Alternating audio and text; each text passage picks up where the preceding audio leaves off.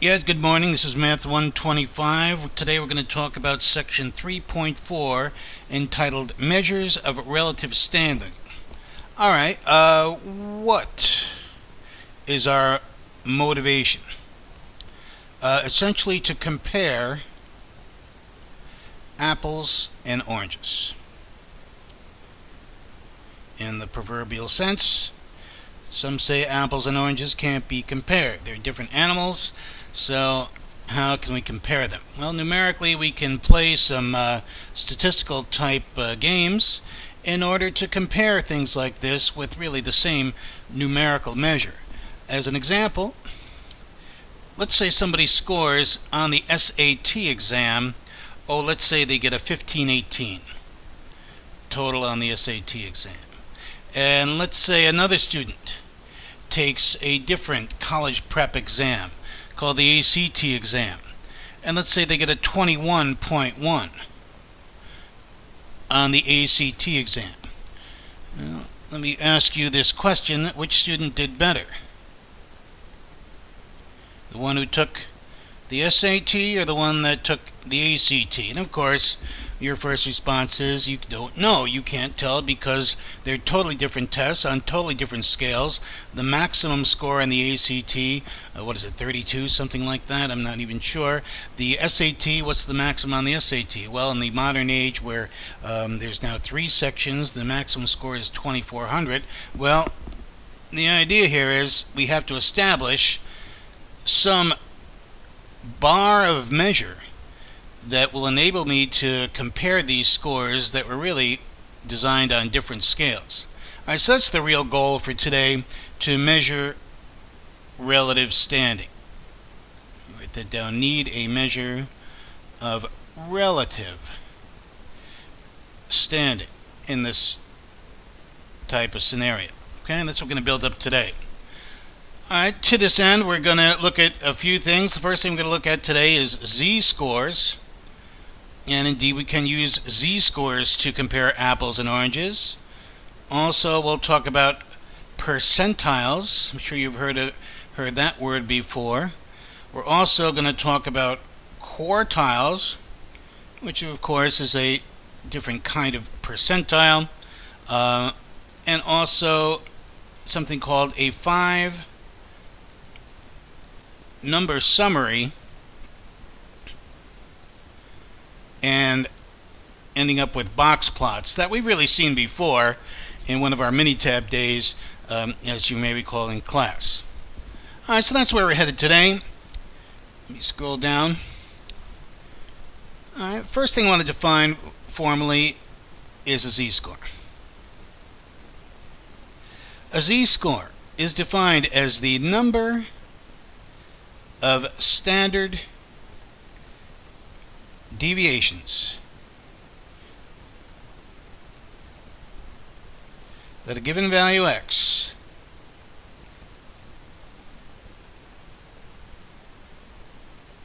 is above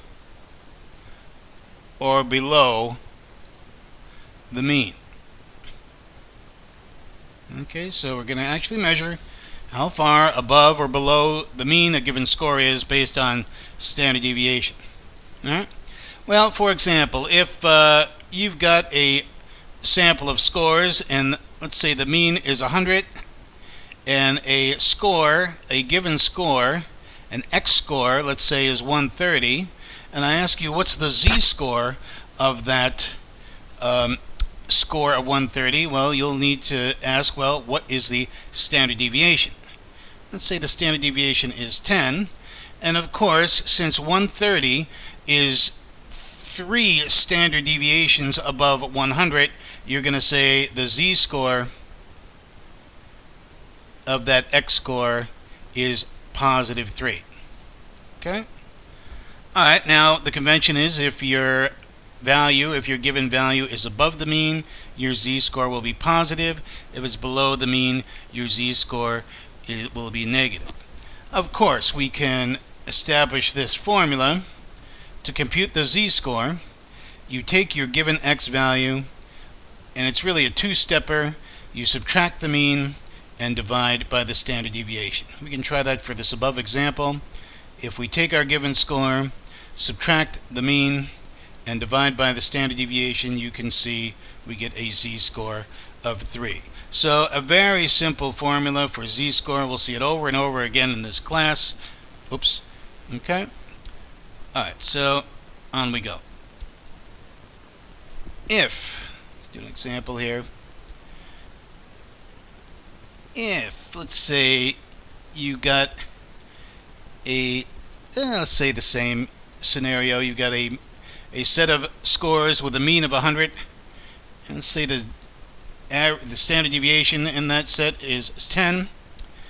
Find the z-score of, let's say, 85. Alright, so I'll plug into my formula. Well, let's see, can we do it in our heads? 85 is, well, let's see, if the mean is 100 and the standard deviation is 10, I claim I'm 1.5 standard deviations below the mean. Right, so that will translate to a z-score of negative 1.5. Remember, z-score is the number of standard deviations you are above or below the mean. Perhaps more formally, I'll plug these values into my z-score formula. Just subtract the mean and divide by the standard deviation. I get negative 15 over 10, which translates to a minus 1.5. Alright, so of course we can see from this formula, because the standard deviation is always positive, if your z-score is above the mean, your z-score will be positive. I'm sorry, if your x-score, your given score, is above the mean, your z-score is positive. If your given score or x-score is below the mean, your z-score will be, of course, negative. Okay? Alright, let me write that down. Positive z-score means that your original score was above the mean, and if your z-score is negative, of course that means that your given score is below the given mean. Okay? Alright, I want to look at a problem in the textbook regarding z-scores. Perfect example of, classic example of how to compare apples and oranges using z-scores. This is number 13. I believe it's in your homework list on page 128. Familiar yourself, pause now and familiarize yourself with that problem statement, and we'll continue when you come back. Please pause now. Alright, the SAT, well, let's see, we're comparing two SAT scores. The text tells us the population mean of SAT scores is 1518. Millions of scores every year, right? And the standard deviation, the population standard deviation for all SAT scores is 325. Now, the ACT exam, another college prep exam, the mean is 21.1, and the population standard deviation is 4.8. Now, the book asks us, and I pose this question in the motivation statement for this section, which is better?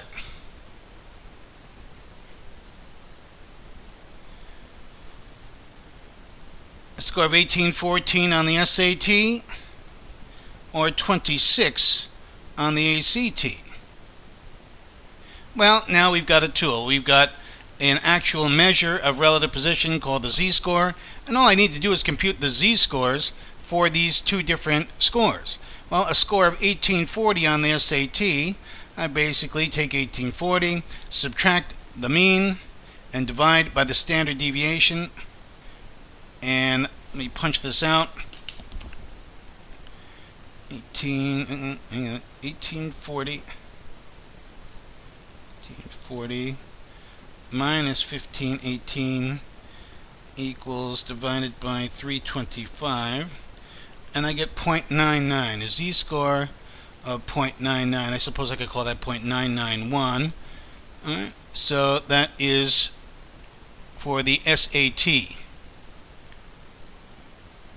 The z-score of the SAT score. How about the ACT?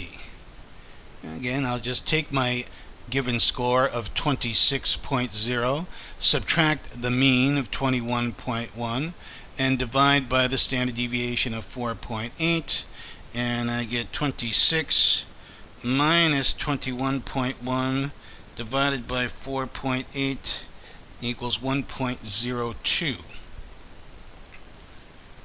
Okay? So we can clearly see that in terms of relative standing, in terms of z-score, the ACT is slightly better than the SAT score. Did I say that right? The ACT score, in terms of z-score, is better than the SAT score because it has a greater z-score. Okay? So let me write that down. ACT is, let me write this, hang on a minute. ACT score, I'm having a little trouble here, and bear with me. ACT score is better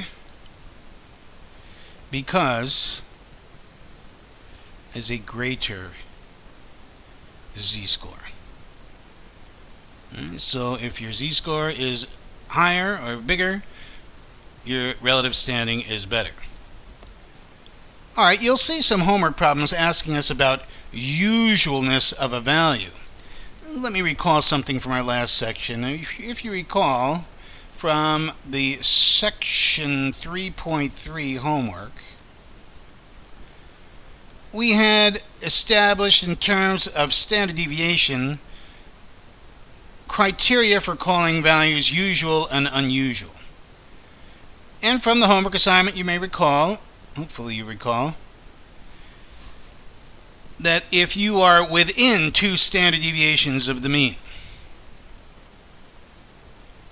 okay, we call those values usual. Right? Anything beyond those, either right or left, we call unusual values. Now, this is not as arbitrary as you might think. This foreshadows things we're going to be doing later in the course. So certainly, although it may seem arbitrary to set these limits at first, it really does come up later on in the course. What I can do is take these boundaries, I call them boundaries for usualness, and translate them into z-scores. Well, remember, if you're 2 standard deviations above the mean, your z-score will be a 2. If you're 2 standard deviations below the mean, your z-score will be negative 2. So what I can do is translate these and say, well, talking about in terms of z-score, then of course anything between -2 and 2 in terms of z-score will then be usual, and anything beyond that interval we will determine as unusual z-values. Essentially somewhat extreme z-values. Okay? Alright. Let's talk about percentiles now.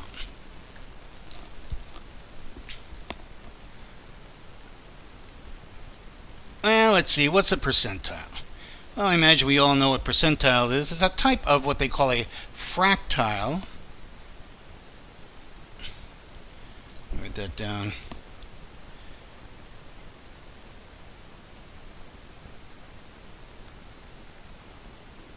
And there's deciles, there's quartiles, there's percentiles, there's all kinds of tiles. In terms of percentiles, well, a percentile is really a set of partitions that breaks up the data into 100 equal groups. Let me write that down. There are 99 percentiles that divide or partition the data into 100 groups, and that makes sense. 99 borders will separate out 100 groups, 100 intervals or subintervals, each containing 1%. of the data. Alright, the percentiles are labeled, well, there's the first percentile and the second percentile and the third percentile and dot dot dot. We go all the way up to the 99th percentile. And as an example, P sub 30, we call that the 30th percentile in words. And what this does, it separates the bottom 30% of data from the top 70%. Let me write that down. This separates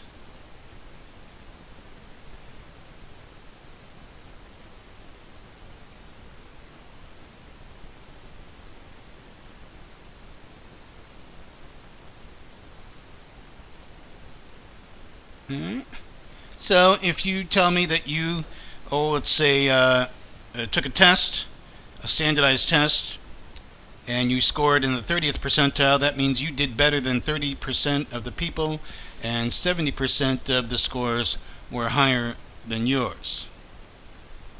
Alright, so we're going to compute percentiles, and we're going to do it both forwards and backwards. Let me show you what I mean by that.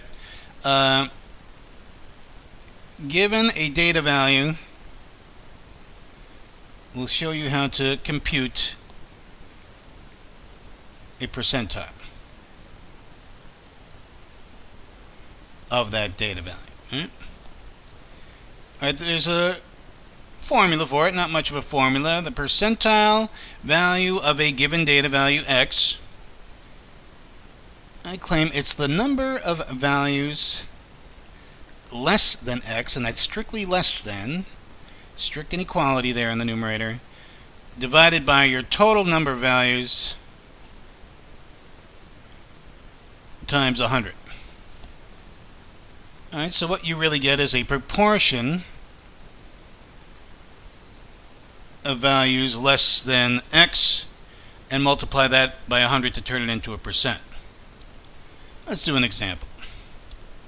I want you to turn in the book to see example number 2 on page 116, and in particular table 3-4, which is built into example 2. You'll see 35 movie budgets in millions of dollars, going from 4.5 million all the way up to 225 million in that matrix viewable in the book.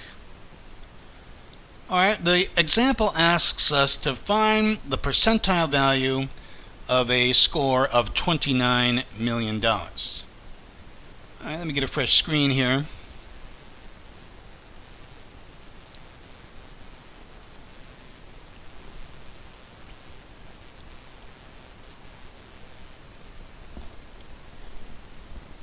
Alright, so I'm going to want to compute the percentile value of $29 million in this data set.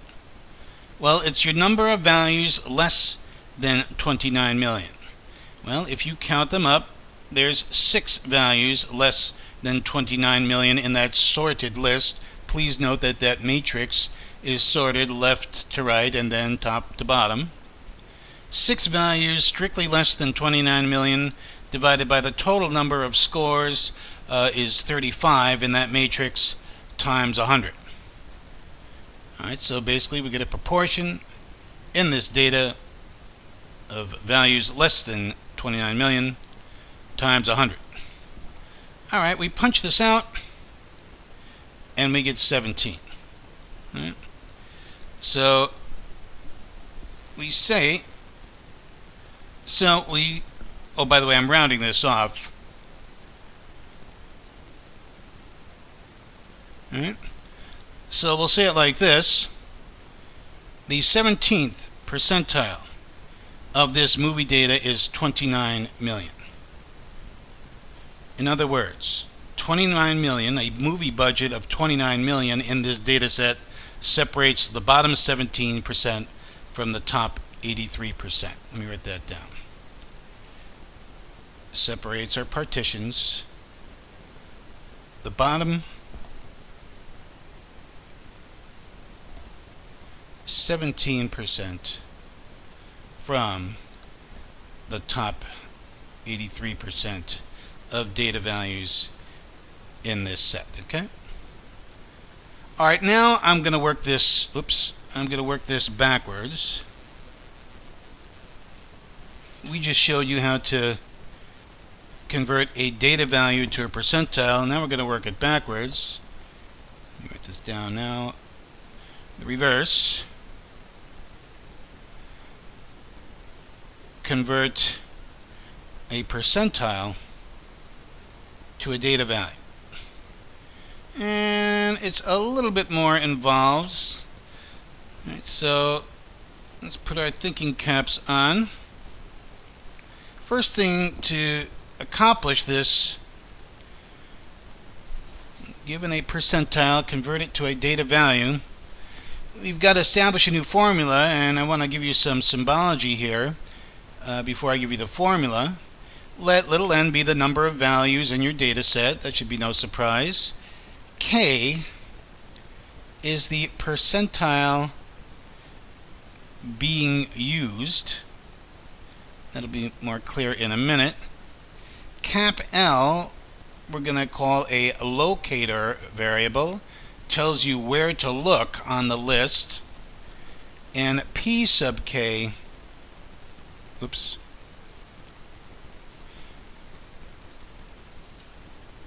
P sub K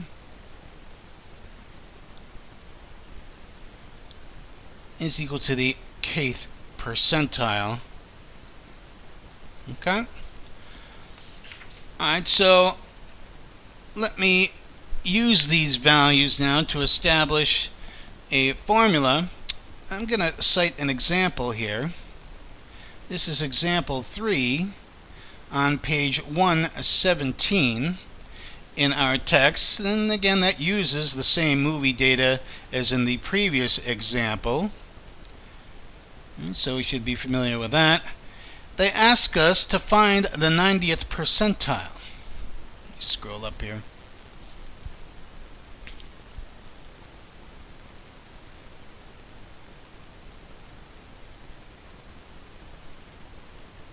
Well, the 90th percentile, our symbol for that is P sub 90. In other words, the movie budget value that separates the bottom 90% from the top 10%. Right, that is our goal for this example.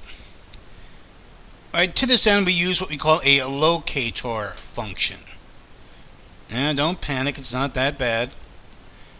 Let me give it to you. L. Cap L equals K, the percentile you're given, here that was 90, over 100 times N, where N is the number of values in the list.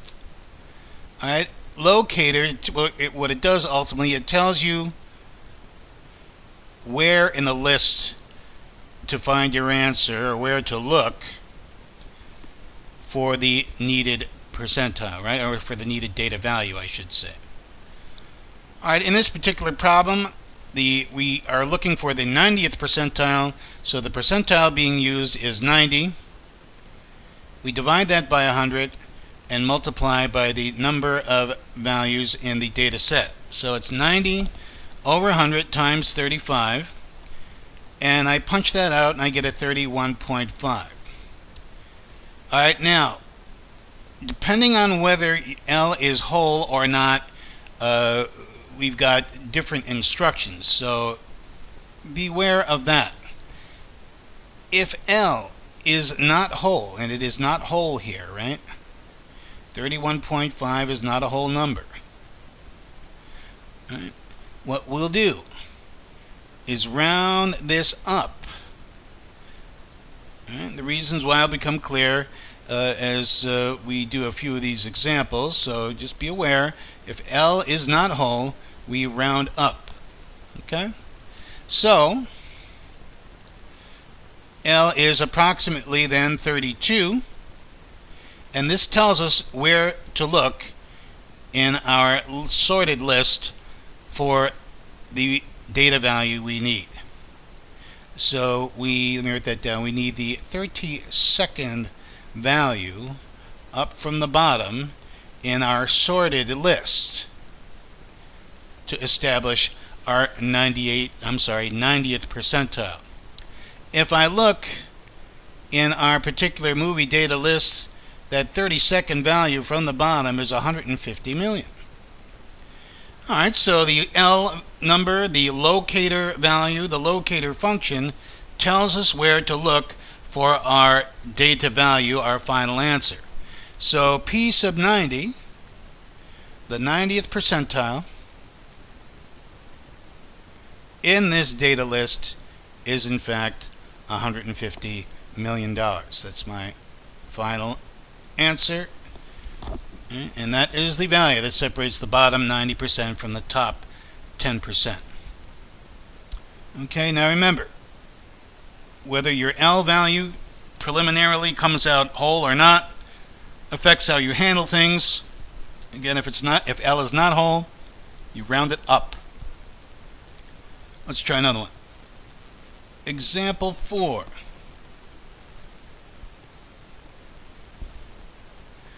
In the book, following example 3,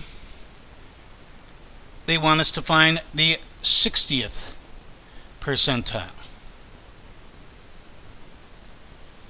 Alright, well, the 60th percentile is P sub 60, and we don't know what that is. So here we're given a percentile and want to find the data value corresponding to that percentile. Well, again, I'll use my locator function. And it's K over 100 times n, where K is your percentile being used, and here that's 60. So I get 60 over 100 times the number of data values, and 60 over 100 times 35 is 21. And that's exact, and that is a whole number. Alright, so the rules change a little bit if your locator function is whole. I'll give you the instructions here. If L is whole,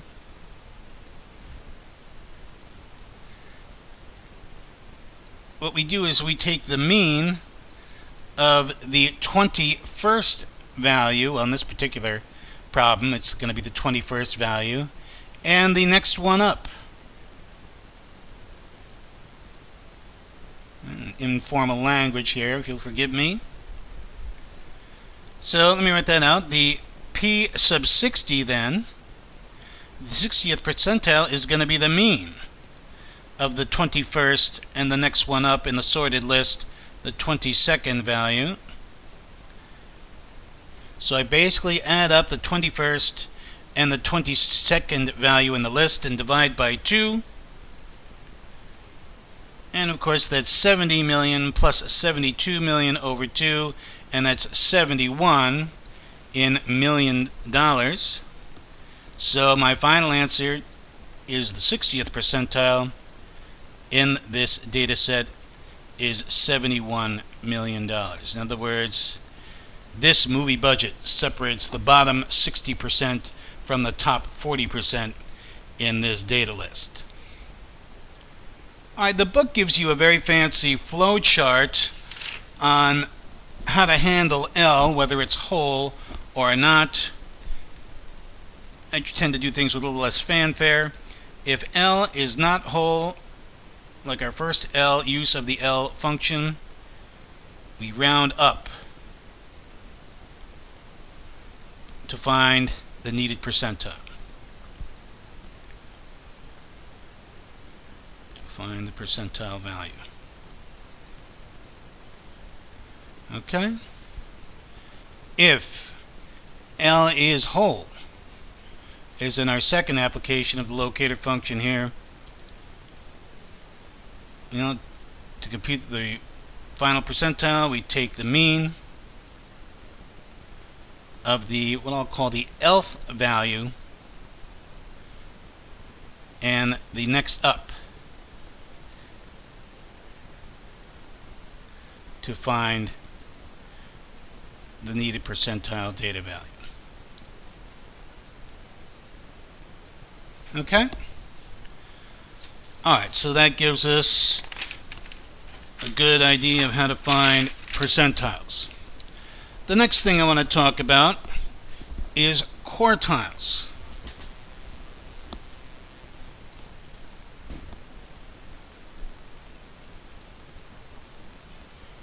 Quartiles. Alright, if percentiles, let's see, if there's 99 percentiles that divide the data into 100 groups, well, then it's a mild extension of that to define what quartiles are. Of course, there's going to be 3 quartiles, and we call them Q1, Q2, and Q3. And 3 values that divide the data into 4 groups, each containing 25% of your data. Okay. Alright, let's compute the quartiles for the movie data. The book doesn't do this, at least not totally, so we're going to do it here. For the movie data, I'm going to ask you to find Q1, Q2, and Q3. Alright, well, how do I find Q1 and Q2 and Q3? Well, I think you'll agree with me that the first quartile is equivalent to the 25th percentile, is it not? So, we know how to find percentiles. We can use our locator function. So, let me write this down. L is going to equal K over 100 times N to tell us where to look in the sorted list for our needed percentile. Alright. In this particular problem for the movie data, we want to find the 25th percentile. That is the first quartile. So 25 over 100 times N is 35. And I punch that out and I get 8.75. L here is not whole. And when L is not whole, remember we round up to establish our whole number L. So L is 9. So then P sub 25 is the 9th value up from the bottom on the sorted list. So my final conclusion is in the first quartile, which of course is the 25th percentile, is going to be 35 million. Okay. Alright, similarly I can find the second quartile and the third quartile. Need some more room here. Let me get a fresh screen.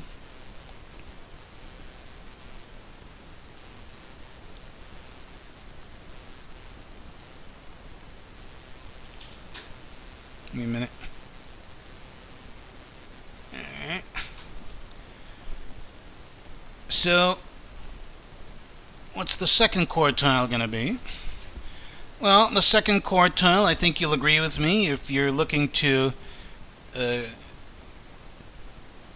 find the data value that separates the bottom, the bottom 2 quarters, well, that's equivalent to the 50th percentile, is it not? And if we think for a minute, isn't that the median? The second quartile really is the median of all these data values. Well, let's make believe we didn't know that. Now I'll grind it out according to my locator function. Locator tells us where to look. Is going to be 50 over 100. 50 is the percentile being used, divided by 100 times 0.35. Alright, I get a 17.5. And again, L is not whole, which means we round up. So L, I'll say, is approximately 18.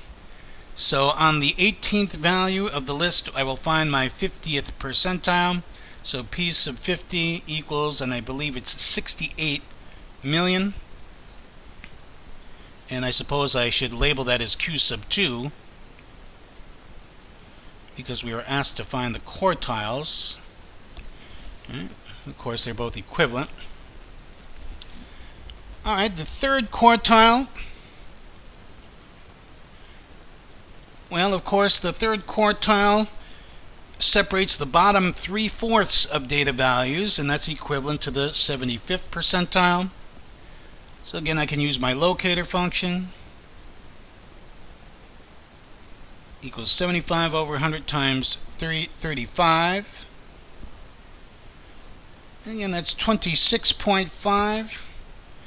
And again, if L is not whole, we round up. So L, I'll claim for this purpose, is 27. So I look at the 27th value on my list. So the third quartile, which is the 75th percentile, is 113 million. Alright, so there's the three quartiles for this movie budget data. Alright, so we are now expert in z-scores, in percentiles, and in quartiles. Two more topics I want to talk about, and really they're kind of the same topic. That is the 5-number summary.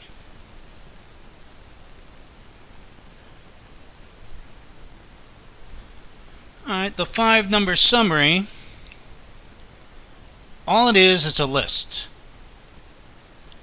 It's a list of numbers. And the list of numbers in that order are the min, the 3 quartiles, and the max. That's all it is. Alright, so we've already computed a 5-number summary in essence. For the movie data, the 5-number summary will look like this. Well, the minimum value is 4.5 million. We already established the 3 quartiles, and the maximum value is 225 million. So the 5-number summary is essentially a list of 5 values in order, containing the min, the max, and the 3 quartiles in between. Okay? Alright, now the 5-number summary goes a lot in telling you what's going on with this data set. And what we can do is use these values to build what we call a box plot. We've seen box plots in Minitab and on our calculator also. And let me show you how to build a box plot. Well, once you've got the 5-number summary, it's a breeze. Let's show you how to do it. What I'm going to do is I'm going to take these 5 values in the 5-number summary and plot them on a horizontal scale, doing my best to show the relative position of each. What I'll usually do is I'll draw a line and put the min and the max values of 4.5 and 225 in this example.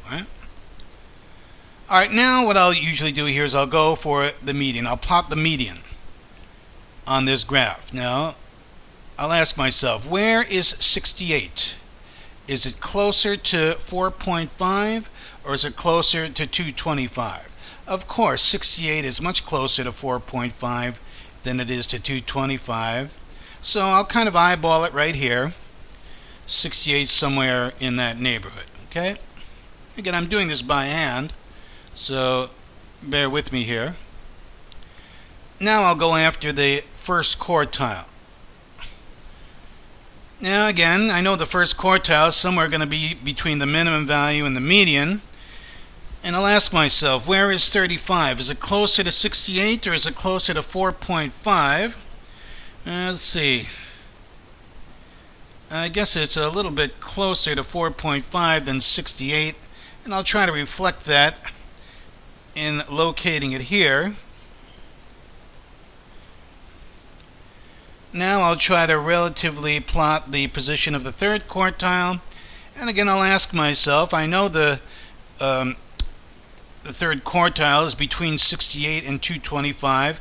Which is it closest to? Is 113 closer to 68 or 225? Of course, it's much closer to 68. And I'll reflect that relative standing here. Alright, so what I'll do is I'll label these values. 4.5 is the min, 35 is the first quartile, 68 is the second quartile, 113 is the third quartile, and 225 is the maximum data value. And to complete our box plot, well, a picture tells 1,000 words. I'll make a box out of that inner rectangle between the first and third quartile. Alright, this is our box plot. Again, this goes a long way to visually interpreting the raw data here. We can see that each of these four sectors, if you will, contains 25% of the data, of the movie data. And you can see in this last quartile, the data tends to be spread out, certainly more spread than the other three quartiles. Of course, box plots can be plotted using the calculator, using Minitab, with much more precise results than we get by hand. But I will ask you to do it once by hand on our first test. That's coming up soon. We'll ask to hand graph a box plot once from raw data, and then forevermore we'll use our convenient machines to do it. We'll ask to hand grab box plot once on exam, and again then forevermore we will use the high level of technology available to us. Alright, we're reaching the 42nd minute here, so I'm going to call it a day. This concludes lecture 3.4 on measures of relative standing in Math 125 statistics. That is all.